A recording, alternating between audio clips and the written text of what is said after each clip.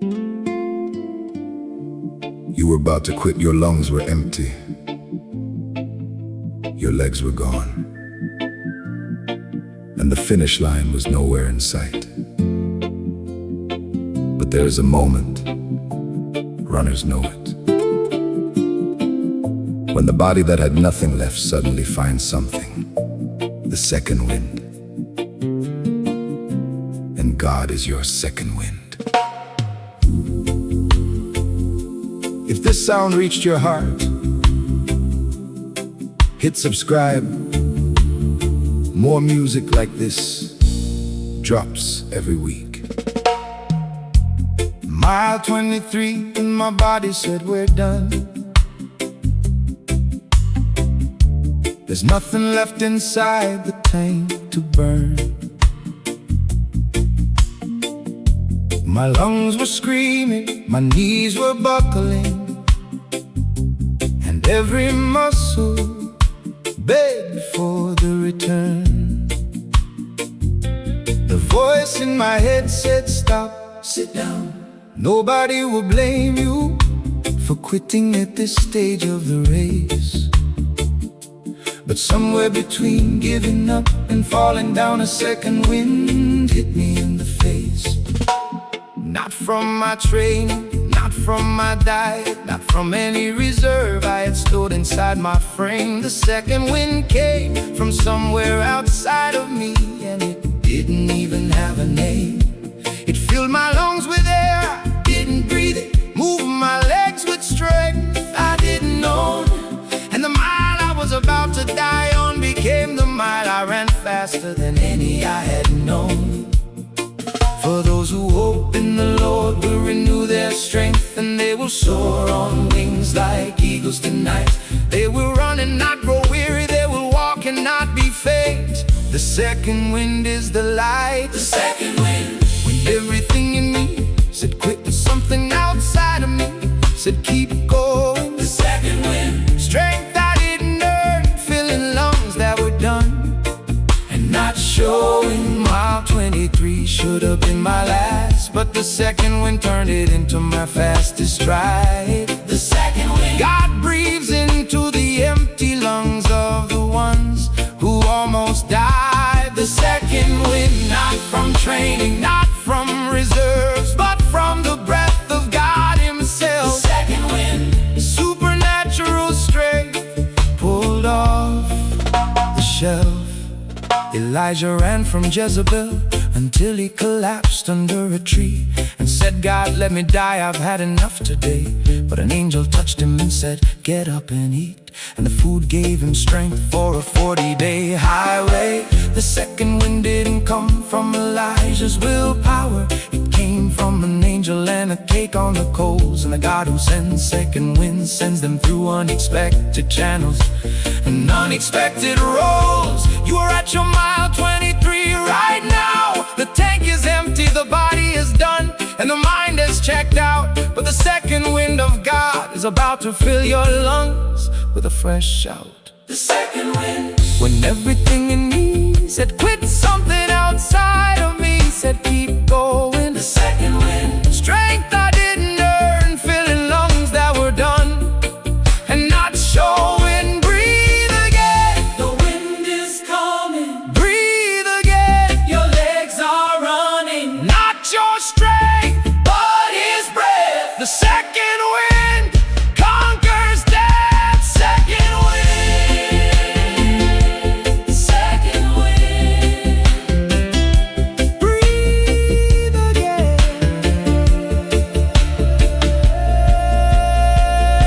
The second wind.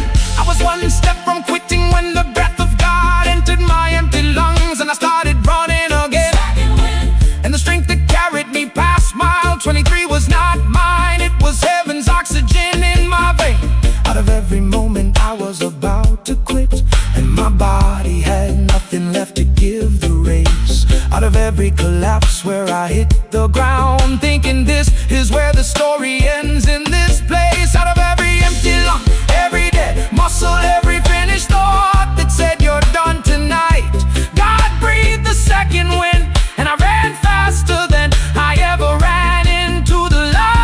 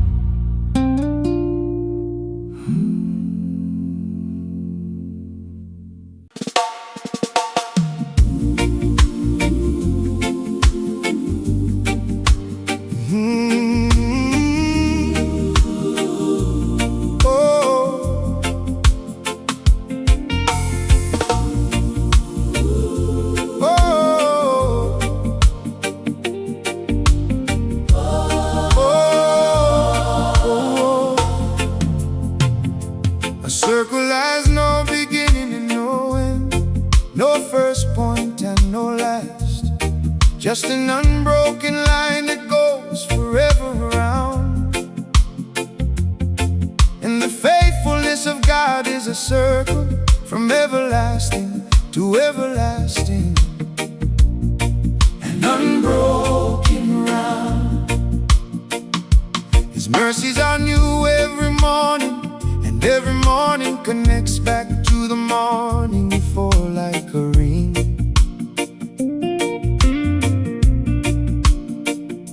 And the circle of God's love has been spinning since before the universe could sing.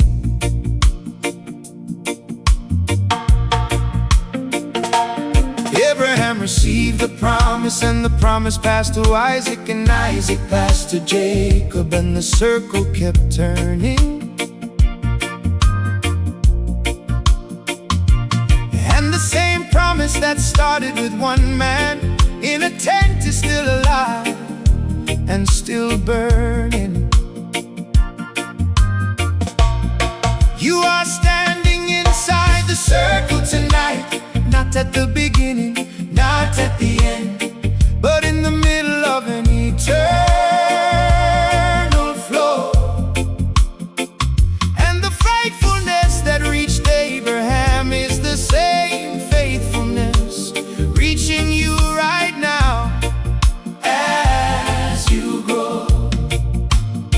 For from everlasting to everlasting to everlasting to everlasting, the Lord's love is with those who fear Him tonight, and His righteousness with their children's children. The circle never breaks in the light. The unbroken circle. God's faithfulness has no beginning and no end. It just keeps going around. Whoa, whoa, whoa. The unbroken circle. From Abraham to you, the promise has never hit the ground. Whoa.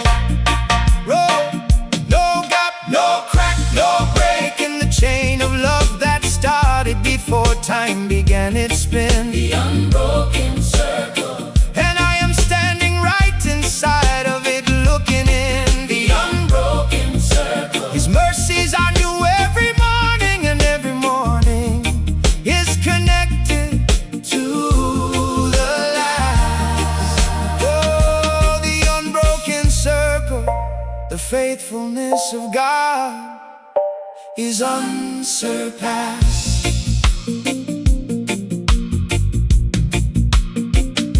The seasons go in circles, spring, summer, fall, winter, and every winter leads back to spring again with bloom. The sun rises, sets and rises, the tide goes out and comes back, the moon fills, empties, and fills to resume.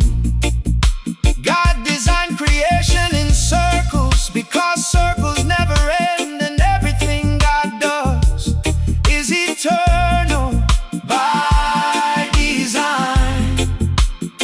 And the circle of His love is the most unbreakable shape in every line. Your pain feels like a dead end, but it's actually a curve. The circle is bending, not breaking tonight. And the season you're in right now is curving back toward the light. The unbroken circle. God's faithfulness has no beginning and no end. It just keeps going around. Whoa, whoa, whoa. The unbroken circle. From Abraham to you, the promise has never hit the ground. Oh, no beginning, no end. The circle goes on. No firstborn, no last. The love is strong.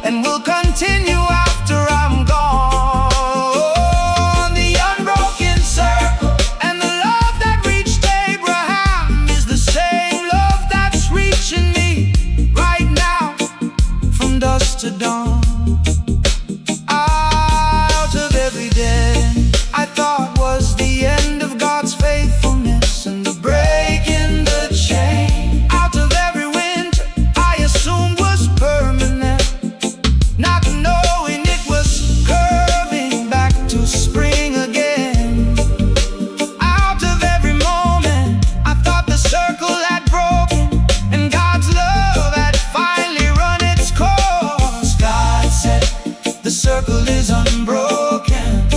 From everlasting to everlasting, I am the source. The unbroken circle. Abraham, Isaac, Jacob, David, you. The circle keeps turning, and the love keeps flowing. Oh, the unbroken circle and the faithfulness of God is the most beautiful thing that keeps going. The unbroken circle.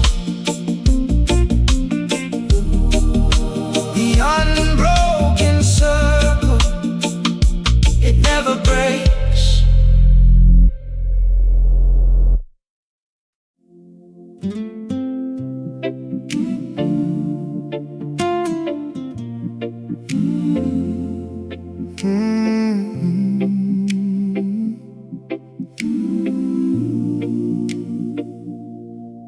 There are 150 Psalms in the Bible, and most people know 23 and 91,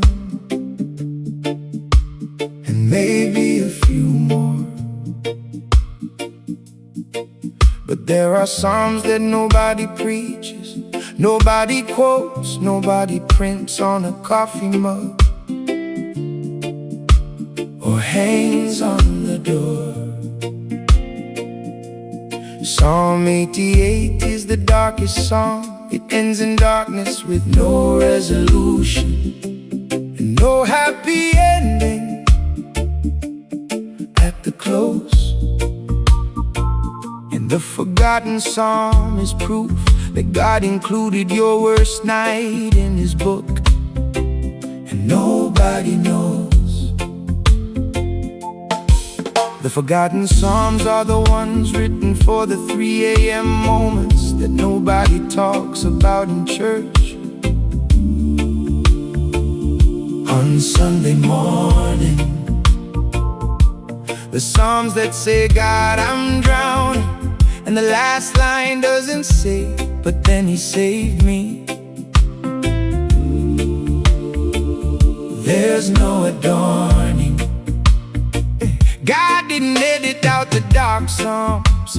He left them in the book on purpose, because your worst night deserves a chapter. And the forgotten psalm that nobody reads might be the psalm that was written for your disaster. For you have put me in the lowest pit, in the darkest depths, and darkness is my closest friend tonight.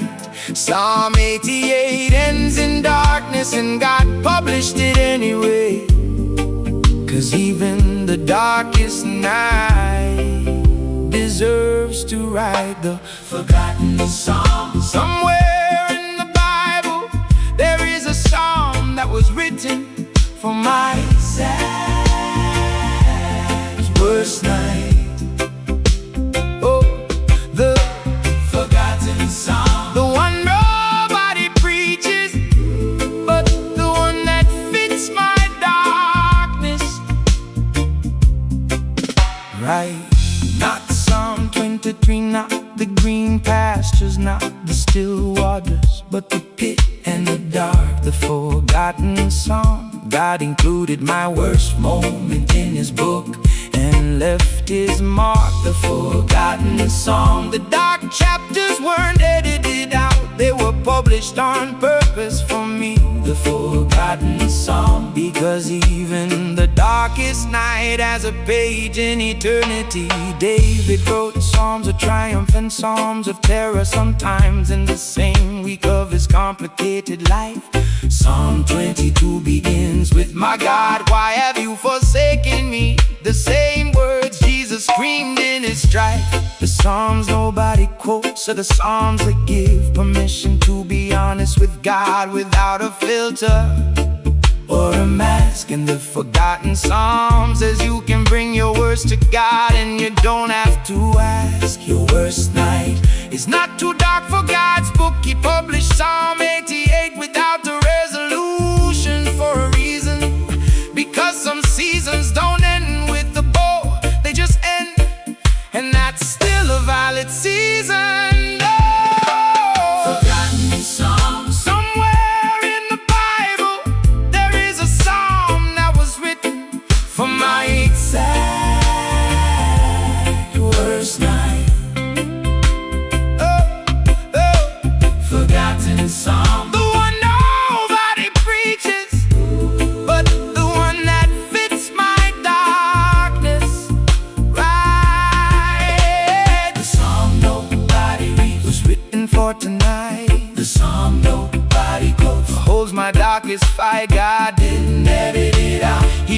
embellish the pain. The forgotten song validates the rain. Forgotten, forgotten. The song was for me.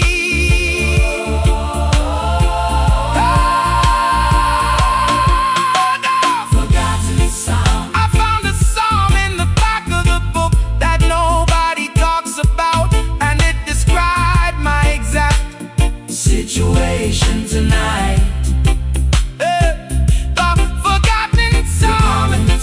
And the God who published the darkest psalm without a resolution gave me permission to not be alright. Out of every night I thought my darkness was too dark for the Bible to contain or address. Out of every pain I hid from God, thinking He only accepts the polished prayer and the Sunday best. Out of every worst moment I thought had no chapter in the story God was writing about my life, God said I published Psalm 88, darkness and all, because your worst night is worth a knife. The forgotten song David screamed, Jesus quoted, and tonight I read the song nobody preaches. The forgotten song. And the darkest page in God's book is the page that reaches. The forgotten song. The forgotten song. My darkness has a page.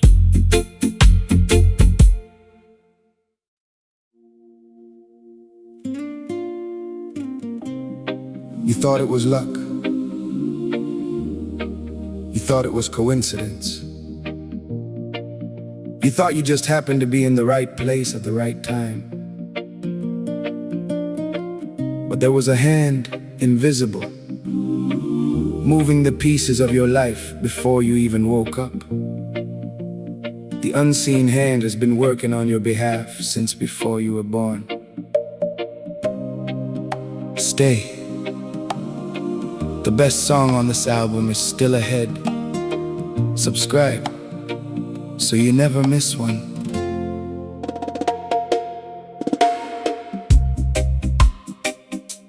The Lord will fight for you.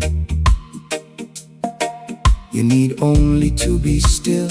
Exodus 14, verse 14.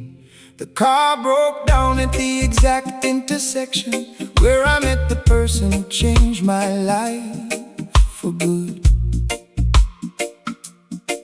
The interview I missed led to the job I actually needed in the neighborhood. The flight I couldn't afford was the flight that crashed, and the ticket I couldn't buy saved my breath.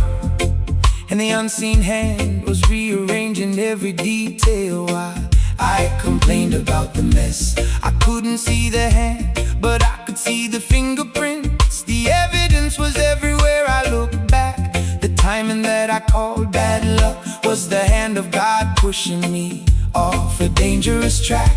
You call it coincidence, but there are too many coincidences stacked on top of each other in a row. And the unseen hand has been steering your ship through waters you didn't even know. For the Lord will fight for you, and you need only to be still and watch the hand tonight. And the hand you cannot see is the hand that moves the mountains out of sight. The unseen hand.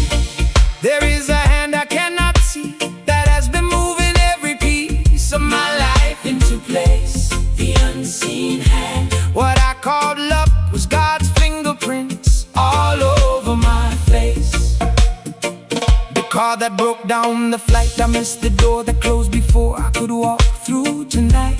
The unseen hand was protecting and positioning me with invisible might. The unseen hand. I can't see it, but I can see what it did when I looked beyond.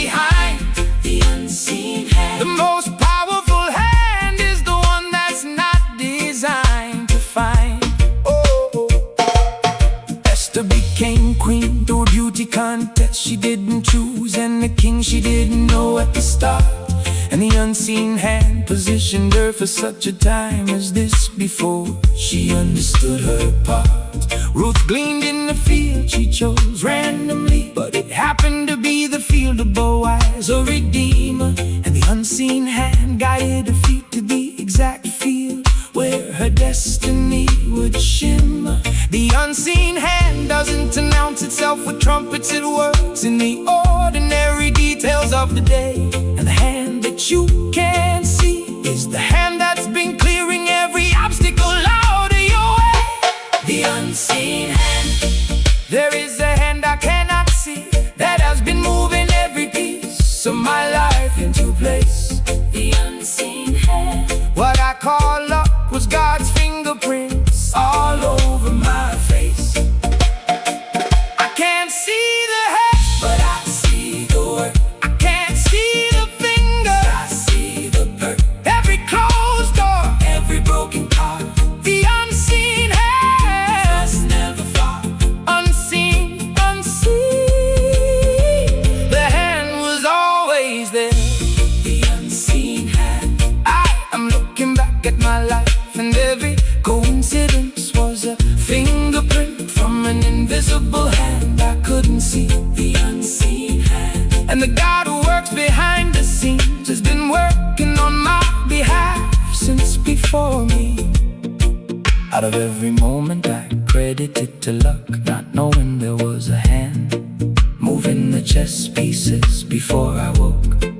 Out of every door that closed in my face, not knowing the hand was protecting me from what would have broke. Out of every plan that fell apart, not knowing the hand was rearranging for something better than my draft. God said that was my hand, unseen but never absent, working the night shift and the day craft. The unseen hand. Esther was positioned, Ruth was guided, and my life has been steered the whole time.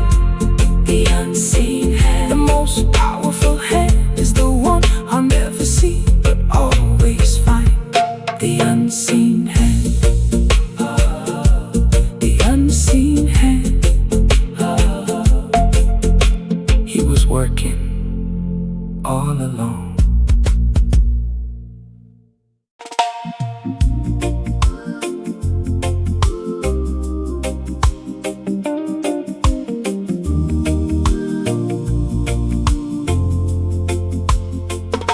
Grace doesn't just save you and stop, it echoes. It bounces off the walls of your life and reaches the people standing next to you.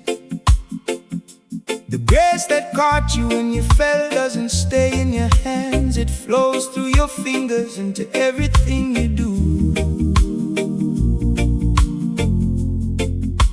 An echo is a sound that hits the surface and comes back multiplied, and the grace of God echoes through generations. The grace that saved your grandmother echoed into your mother, and your mother echoed it into your foundations. You are not the first person in your bloodline to receive grace. Somebody prayed, somebody believed, somebody cried, and the echo of their grace traveled through time and landed inside your stride. The grace you receive tonight will echo into your children and their children, and the circle won't stop spinning, because grace doesn't have an expiration date. The echo is always beginning, for from His fullness we have all received grace upon grace. Echo upon echo, layer upon layer tonight. And the grace that God gives doesn't stop at one generation, it echoes through every family line in the light. The echo of grace. The grace I receive today will echo into generations I will never meet. The echo of grace. What saved me will save my children's children down the street. Grace doesn't stop at the person who receives it, it bounces off and reaches everyone nearby. The echo of grace. And the sound of mercy never dies. Oh, the echo of grace. Somebody prayed for me before I was born,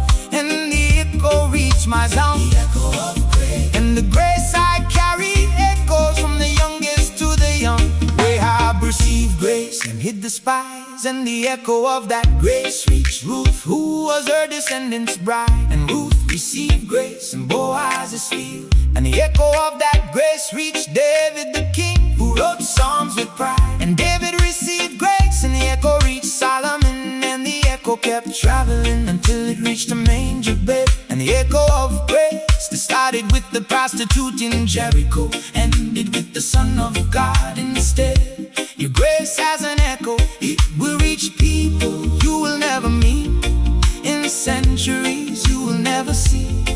And the echo of the grace you receive tonight is the most powerful legacy.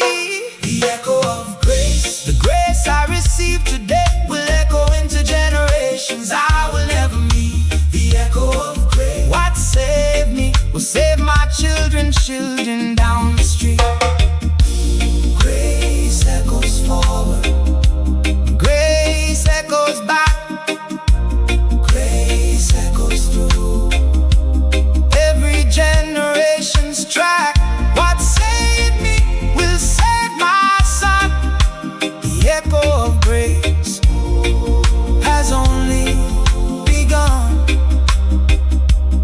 Echo, echo, grace keeps echoing. The echo of grace, the grace that caught me when I fell, is already bouncing off my life and reaching people I haven't met yet.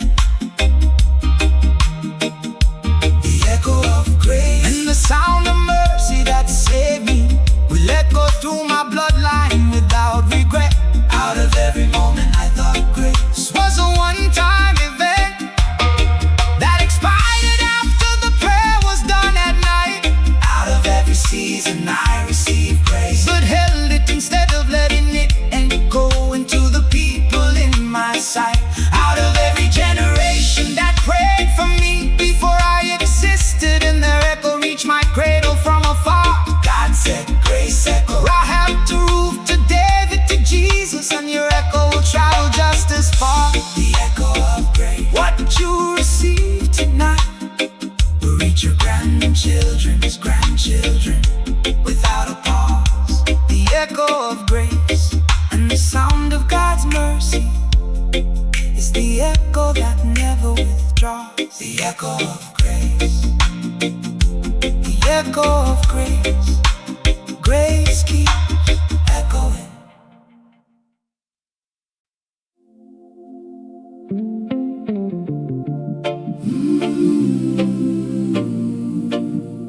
Oh, no, no, no, no.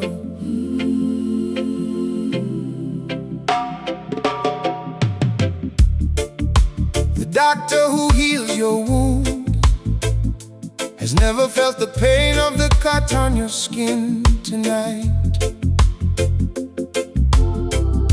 The surgeon who opens your chest has never had his own chest opened under the operating light. But there is a healer who didn't just study the disease from a textbook on a shelf. He contracted the disease on purpose, took the sickness into his own body by himself. By his wounds we are healed, not by his knowledge, not by his prescription, not by his medical degree. By his wounds the healer was wounded, so the wounded could go free. The stripes on his back are the medicine, every lash was a dose of healing for a different disease in the human race. And the healer who carries scars is the only healer who truly understands your case.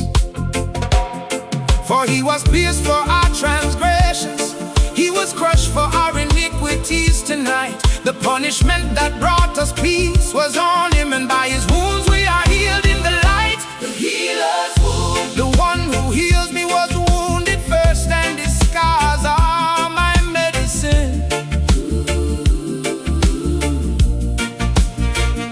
The healer's wound, by his stripes, not his degree, but his stripes, I am healed from within. Whoa.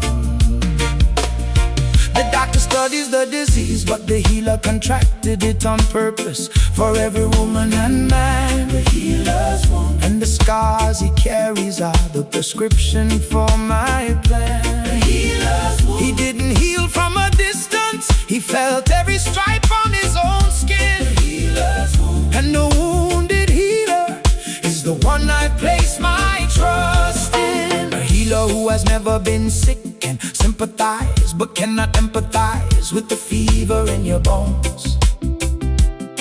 But a healer who carried the same sickness knows exactly where it hurts, and he never postpones. Jesus didn't just forgive sin from a throne in heaven. He came down, wore skin, felt hunger, felt rejection, felt grief. He was tempted in every way we are, yet without sin. The healer knows the thief. For we do not have a high priest who is unable to empathize with our weaknesses tonight. He was tempted in every way just as we are, and the healer's wound gives us the right. The healer's wound, the one who heals me was wounded first, and his scars are my medicine. Oh, oh. The healer's wound, by his stripes, not his degree, but his stripes, I am healed from within. Oh, hey, hey, hey. He was wounded so I could be healed. He was broken so I could be sealed. The healer carries scars, and his scars carry the cure. The healer's wound is the medicine most pure. Wounded healer, his scars heal me. Yeah, the healer's wound, the most qualified healer in the universe, is qualified not by his diploma, but by his scars. By his scars. And the medicine that heals my deepest sickness comes from his deepest wars.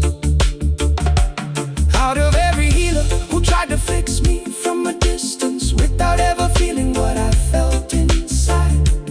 Out of every prescription that treated the symptom but never reached the wound where the real pain hides. Out of every doctor's office that said we don't know what's wrong and there's nothing more we can do or say. The wounded healer said, I know exactly what's wrong, because I carried the same wound, and I am the way. The healer's wound. Isaiah prophesied it, Hebrews confirmed it. And tonight the wounded healer touches me.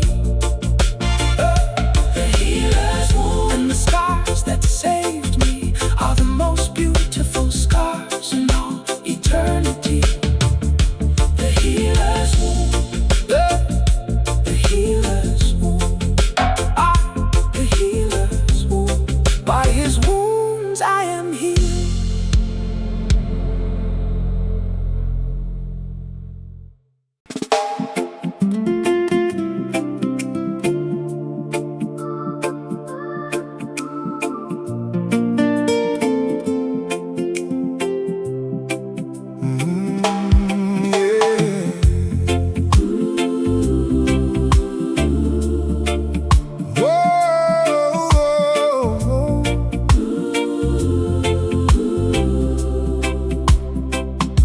Every book has a chapter, it hasn't been written yet.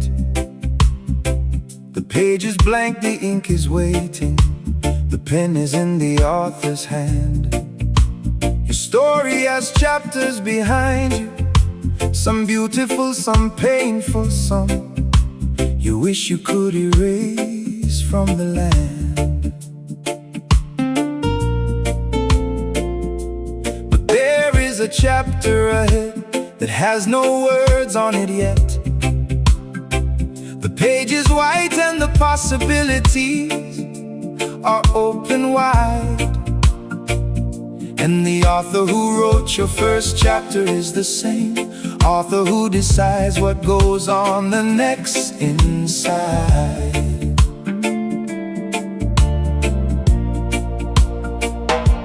The unwritten chapter is not empty, it is pregnant, full of potential, full of plot twists, full of scenes nobody expects. And the God who holds the pen doesn't write boring stories. His next chapters are the most complex. Jeremiah was told, I know the plans I have for you, plans to prosper, not to harm, plans for a future with hope. And the unwritten chapter is where those plans get poured onto the page like water on a slope. For I know the plans I have for you, declares the Lord, plans to prosper you and not to harm you tonight, plans to give you hope and a future. And the unwritten chapter carries that light. The unwritten chapter. The best part of my story hasn't been written yet, and the author is picking up the pen. The unwritten chapter. What's behind me is the introduction, but the climax is around the bend.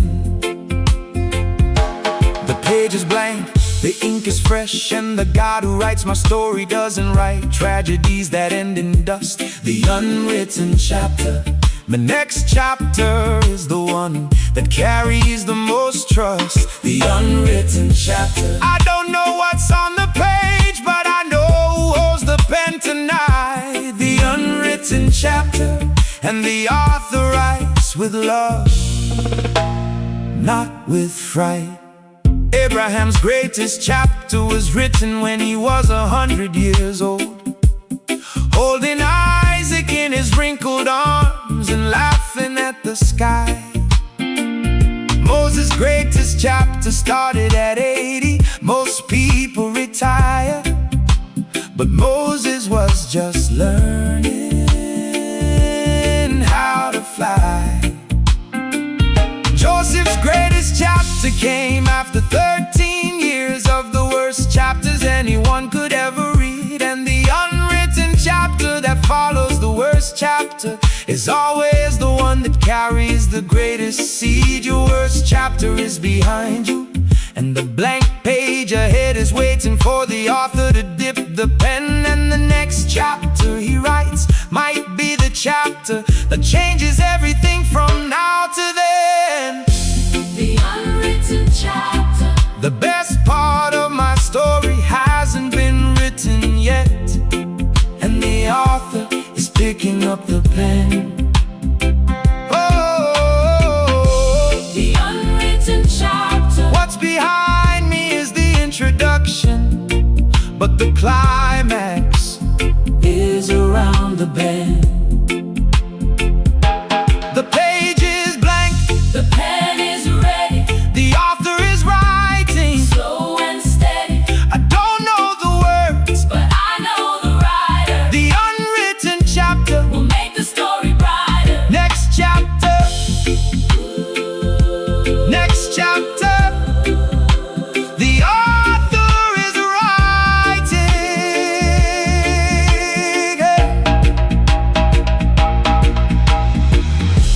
The unwritten chapter. The blank page that scared me is actually the most exciting part of my story, because the author isn't finished. The unwritten chapter. And the God who started writing my story will not stop until the masterpiece is fully undiminished. Out of every chapter I wanted to tear out of the book, because the pain on those pages was too hard to read.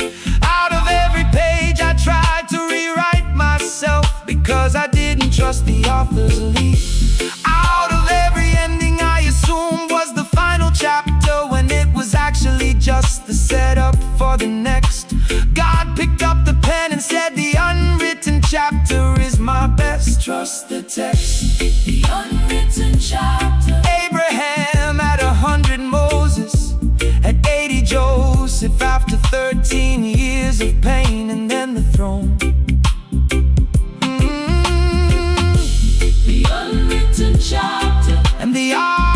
is writing mine right now, and I am not alone. The unwritten chapter, the unwritten chapter. The best is unwritten.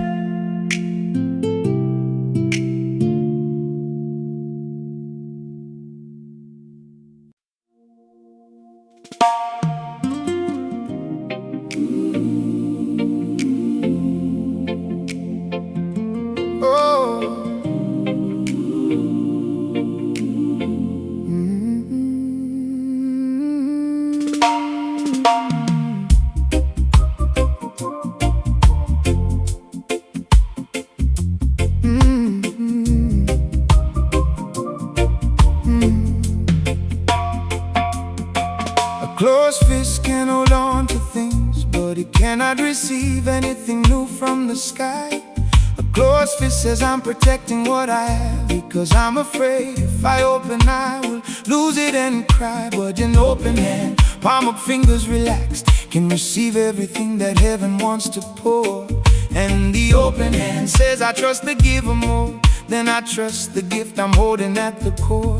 God doesn't pry your fingers open.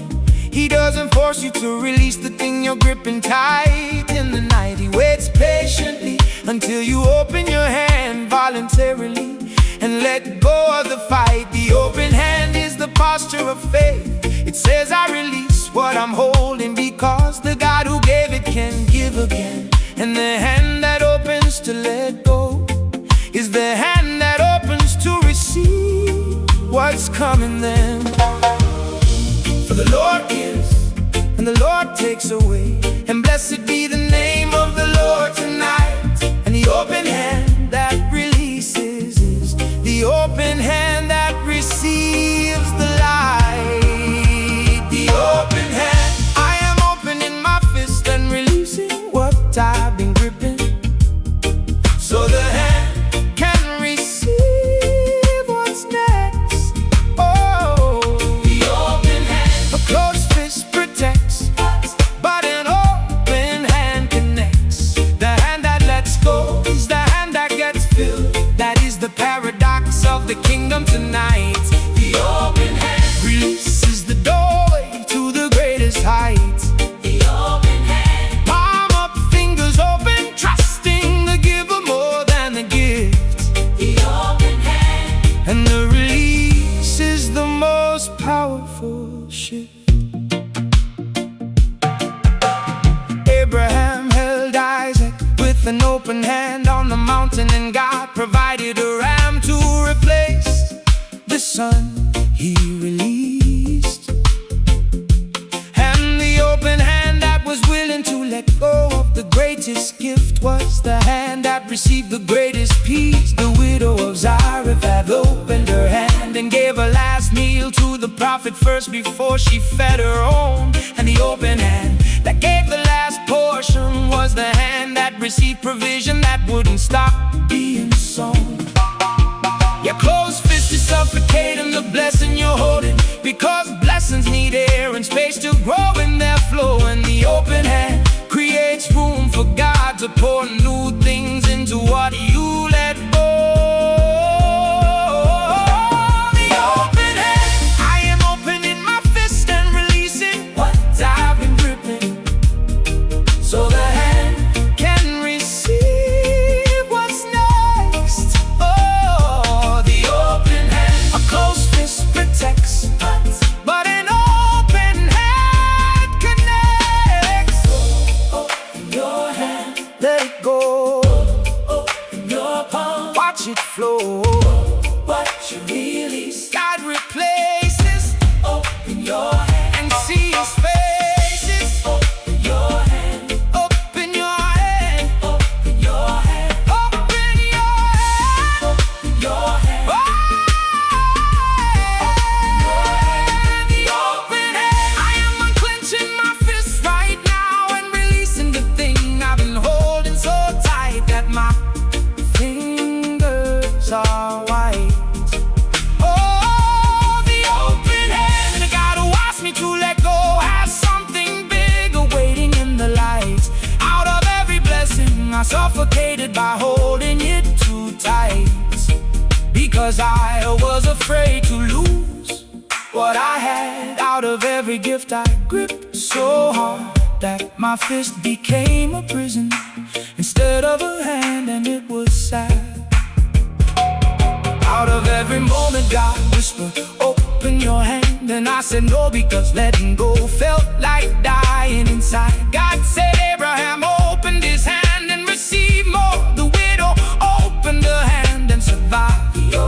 Release is not loss, it is making room for what God has next in the queue.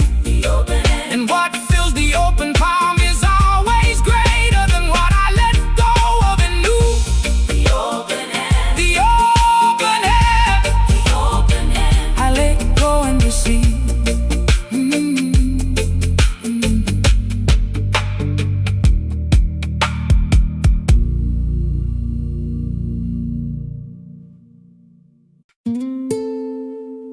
Job asked God,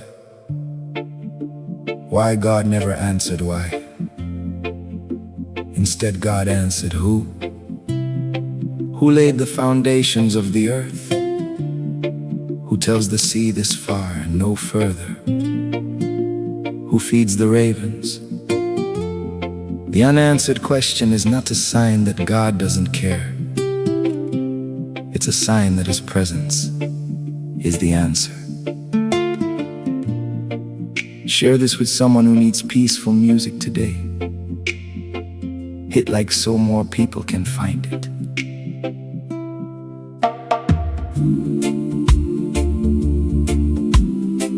Be still, I know that I am God. I will be exalted among the nations. I will be exalted in the earth.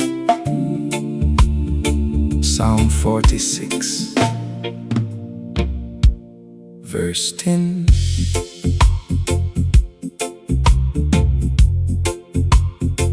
Why did the baby die? Why did the marriage end? Why did the diagnosis come back positive and cruel? Why did the friend betray?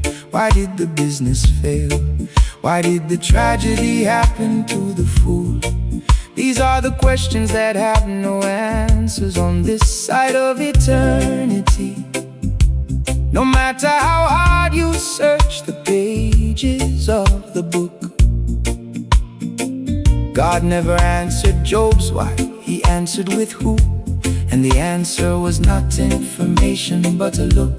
The unanswered question is not evidence that God is distant or cold or uncaring or deaf to the pain. The unanswered question is evidence that some things are too heavy for an explanation to contain. Sometimes the answer to why is simply I am. Not a reason, not a logic, not a formula to decode, but a presence, the God who doesn't explain, but who shows up on the road. For my thoughts are not your thoughts, neither are your ways. My ways declares the Lord tonight.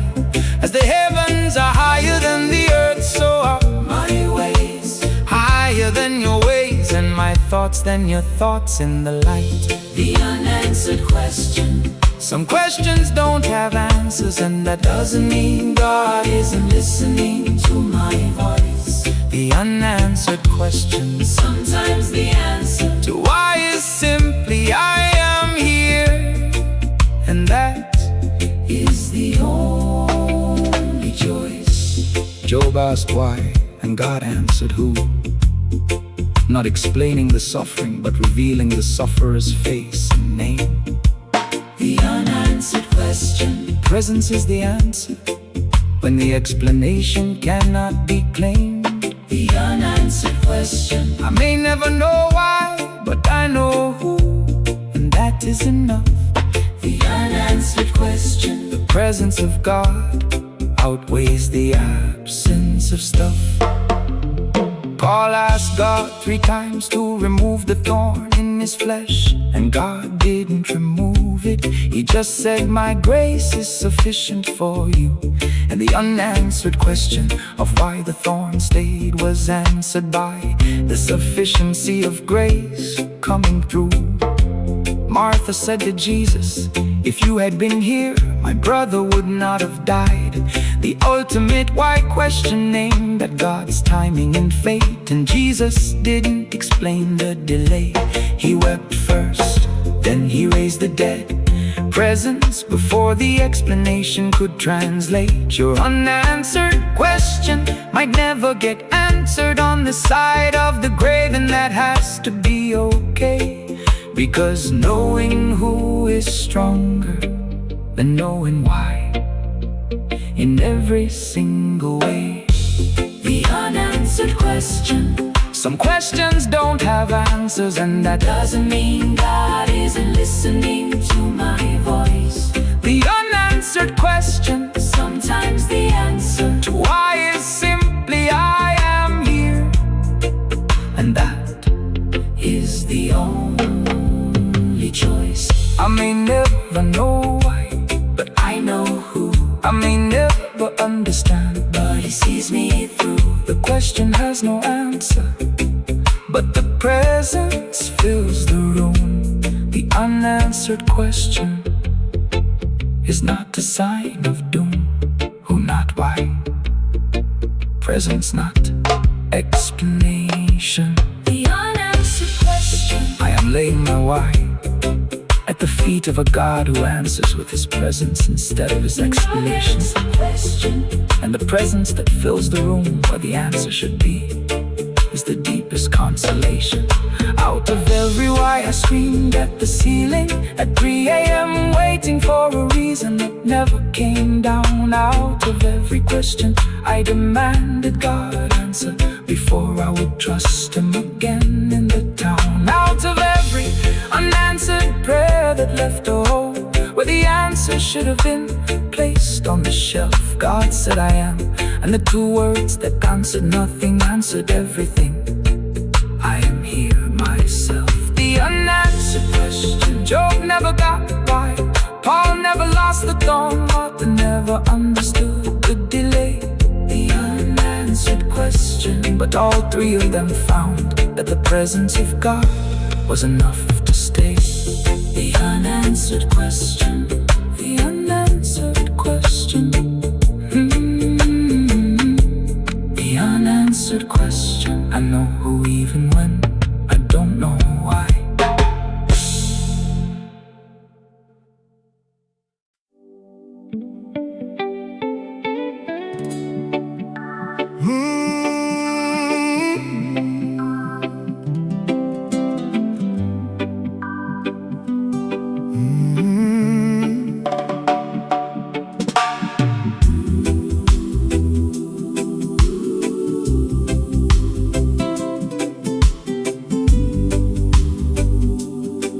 Oh yeah. Every great song begins with silence, a pause, a breath, the moment before the first note fills the air. The conductor raises the baton and the orchestra holds its breath, because the silence is the prayer. The silence before the song is not emptiness, it is preparation. The invisible moment where everything aligns, and the God who is about to move in your life is standing in the silence of the space between the signs. Before God created light, there was silence. Before the word was spoken, the page was blank and still. And the silence was pregnant with everything that was about to be released by the power of His will. Your season of silence is not God ignoring you, it is God raising the baton. Before the symphony begins its flow, and the silence before the song is the most sacred moment, because it means the music is about to go.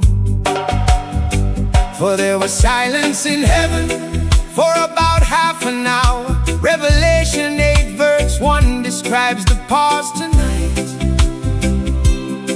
And the silence before the greatest outpouring in history was the holiest quiet before the light. The silence before the song. The quiet time in right now is the pause before the greatest music of my life. The silence before the song. Not absence, but preparation. Not neglect, but the conductor's knife. The baton is raised, the orchestra is holding its breath, and the first note is about to fill the hall. the silence before the song. And the silence means the music is about to fall. The silence before the song. Heaven was silent for half an hour before the seals were open wide. Silence before the song. And my silence is the setup for what's inside. Before the Red Sea split, there was silence. The people stood trapped between the army and the water still. Before the walls of Jericho fell, there were 6 days of silent marching, circling the city on the hill. Before Elijah heard the still small voice, the earthquake, the wind, and the fire passed by in loud display. And the silence that followed was where God actually spoke and showed the way.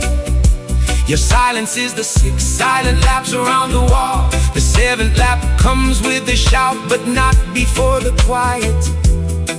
And the silence before the song is the discipline that precedes the riot. The silence before the song. The quiet I'm in right now is the pause before the greatest music of my life.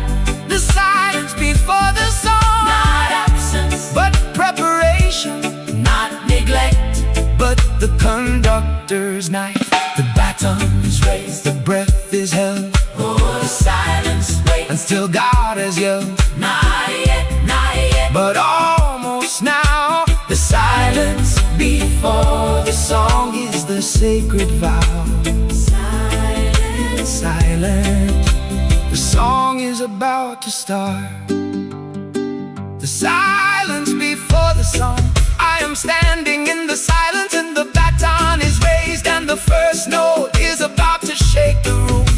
The silence before the song, and the quiet that felt like absence was actually the womb. Out of every silent season I interpreted as abandonment, when it was actually alignment before the music played. Out of every quiet month I panicked through, when the conductor was just waiting for the perfect moment to parade. Out of every breath between the silence and the song, where I almost gave up 1 second before the first note hit, God said, hold, the baton is raised. The silence is sacred, and the song is about to split. the silence before the song. Heaven paused, the Red Sea waited, Jericho circled in quiet, and then the music came. The silence before the song. And my silence is ending right now, and the first note is carrying my name. The silence before the song. The silence before the song. The music is about to play.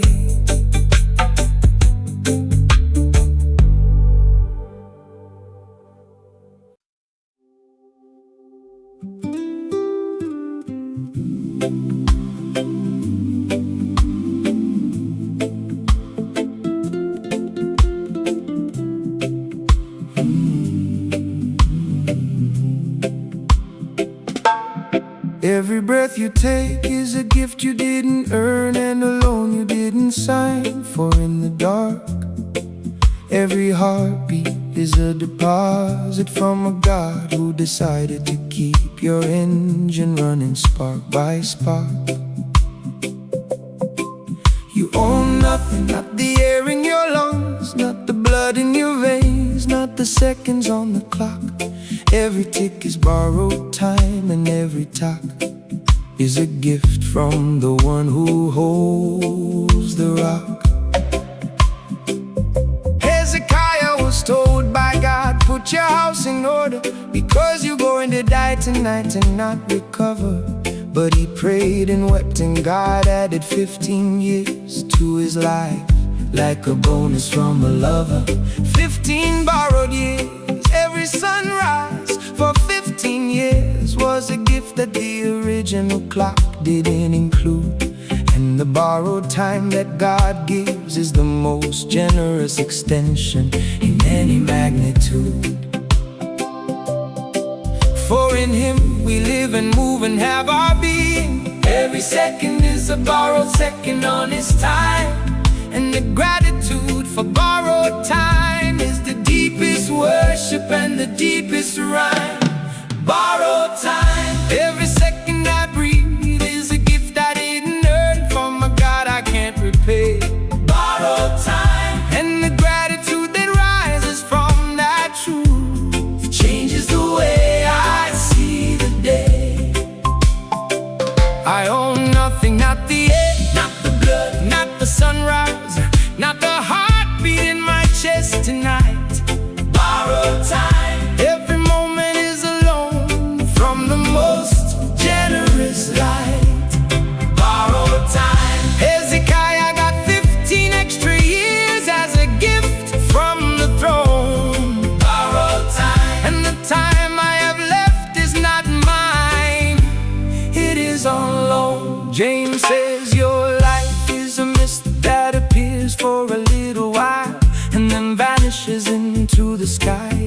And the mist that is your life is the most beautiful temporary thing under the eye. Moses prayed, teach us to number our days, that we may gain a heart to wisdom in the count. And the numbered days are borrowed days from an unnumbered God on the mount. Every day you waste complaining about borrowed time is a day you could have spent worshiping the lender of the air. And the gratitude for borrowed seconds turns ordinary Tuesdays into the most sacred prayer. Borrowed time. Every second I breathe is a gift I didn't earn from a God I can't repay. Borrowed time. And the gratitude that rises from that truth changes the way I see the day. Every breath a gift, every heartbeat a loan, every sunrise borrowed from the throne. Not mine but his, not earned but given. Borrowed time is the gift of living. Borrowed, borrowed. Every second is grace. Borrowed, borrowed, borrowed, borrowed. Oh, every second is grace. Borrowed, borrowed, borrowed, borrowed. Borrowed time. I am living on gifted seconds, and every breath I take is a withdrawal from an account I never opened. Borrowed time. And the God who keeps depositing time into my lungs is the God whose grace has never been broken. Out of every day I wasted complaining as if I deserved more time than what was given by the grace above. Out of every morning I woke up without thanking the God who decided to keep my heart beating with love. Out of every borrowed second I treated as mine instead of his, and forgot to be grateful for the loan. God said every breath is a gift. Number your days and worship me for every second you have known. Hezekiah got 15 extra years. James called life a mist, and Moses said number your days. Borrowed time. And the seconds I have left are the most precious gift in the most borrowed of ways. Borrowed time.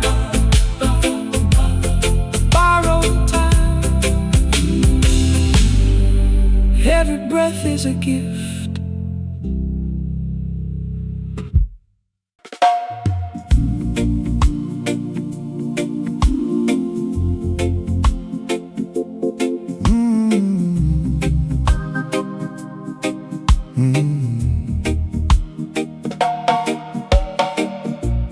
God has spoken many words over life. Words of promise, words of comfort, words of direction. But there is a word He hasn't spoken yet, reserved in heaven, waiting for the perfect connection. The unspoken word is not forgotten, it is saved, like vintage wine held for the right feast, like a father who saves his deepest wisdom for the moment his child is ready, not the least. You can't rush the unspoken word, you can't force it out of heaven's vault before the soil is deep, because God releases His deepest word only when your heart is ready to receive and keep.